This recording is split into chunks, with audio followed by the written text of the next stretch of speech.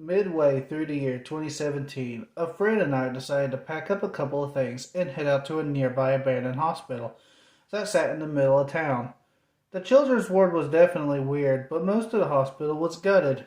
So I grabbed my camera, my laptop, and anything else I would need to capture any evidence of what might happen that night. I grabbed everything and headed to my friend's house to go pick him up. Once we both were ready, we headed out to the park to keep an eye out on the outside of the hospital for any police presence or anyone who might be watching. After a couple hours, we noticed a couple of people walking towards the hospital. We then decided to lay low, but noticed it was a couple of kids from the town who were also interested in the hospital. We met up with them and decided to set up a three-man insertion team and a two-man team to keep an eye out for anyone who might go around the area. We opened the window and head inside the horseshoe of the hospital. Having only darkness as our protection, I stepped in with the other two people who showed up, while Cody and the other of the three stayed outside. Once inside, I locked the door to make sure no one from the outside would be able to come in and mess with us. We turned on our flashlights and I hit record on my camera. Walking out of the room the window was in, we traveled through the maze of construction equipment and doorways leading to the other rooms. Finally finding the staircase, we walked up to the second floor, and I set up my equipment on a stretcher that sat in the middle of the reception area. Taking a look around, I noticed the darkness, the silence, that then slowly fell over the room. I had this feeling before. I don't really know how to explain it. I guess it could be described as my instincts, but I knew something was going to happen tonight. Whether it was due to the darkness engulfing the entire hospital, or the numbing silence, possibly both.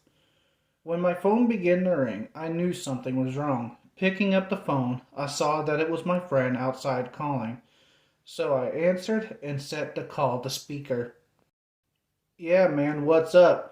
I spoke, taking a good look around me with the lights now on. I could see the window leading to the roof. I could see the open doorway with a tiny window on the right, and the hallway that led to the area where a child's doll I left for a little girl spirit was, then followed by the chapel area. "Dude, you guys have to get out of there right now. It isn't safe," I heard my friend almost scream. I sighed, knowing that he was scared. All he wanted to do was run, no matter if we had just gotten there. Taking another look around, I didn't really take him seriously. I figured he just wanted to leave like normal. "Bro, we just set up. Why do we need to leave?"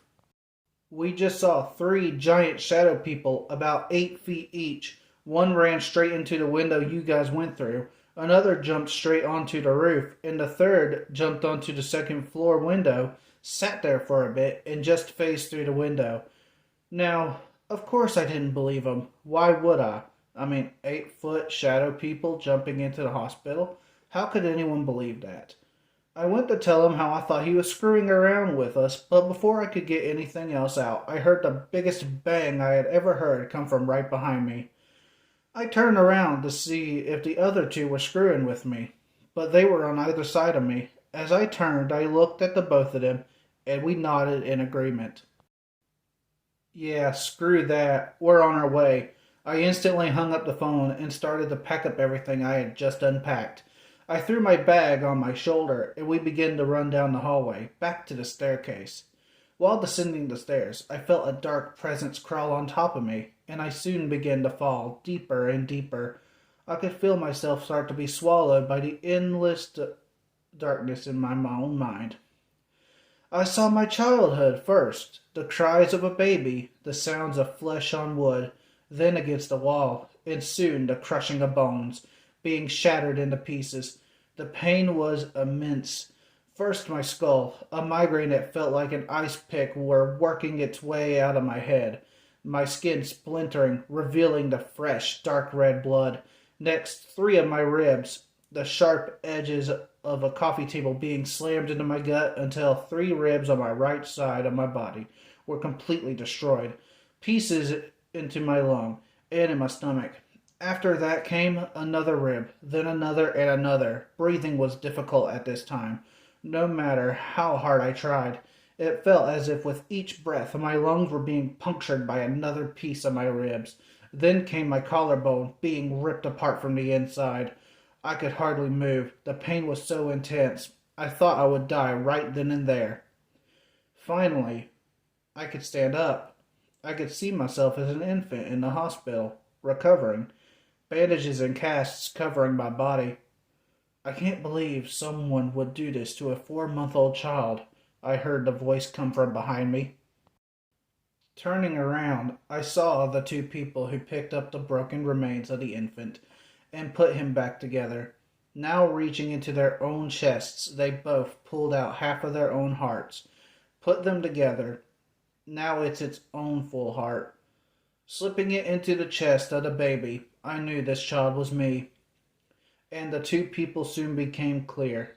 I knew they were the only people who adopted me, my new parents, the ones who saved me. I felt happy now.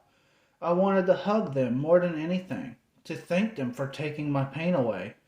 Before I could move, though, I felt an overwhelming pain in my new heart.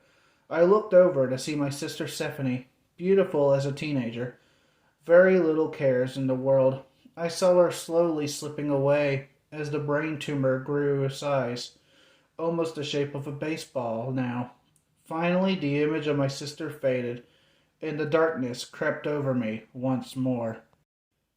I tried to look back at my parents, but could see there was my mother, broken down on the ground, frustrated and overwhelmed. I saw my father laying in bed, his memory fading, and his body deteriorating. My father, who once saved me, now a fragile shell of who he once was. I tried to scream. I tried everything to tell him I loved him, but my words were drowned out by 2 gunshots. I looked to my right to find my younger brother laying on the ground in a pool of his own blood. The gun he had stolen from our mom and had used to end it all. Still in his left hand, I saw my father now, nothing more than skin and bones, being put in the casket. It was so hard to say goodbye. So, as he was being put down in the ground, I felt my body jump down with him.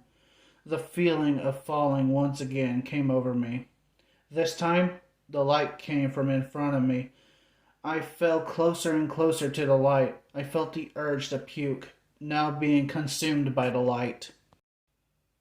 I woke up on the ground, covered in sweat. I looked around and saw that I was outside with everyone looking down at me. I looked back at the hospital, the window wide open. Just the memory of what happened was too much. So I got up and shut the window, locking it from the outside. I wiped off my forehead, my arm now covered in sweat.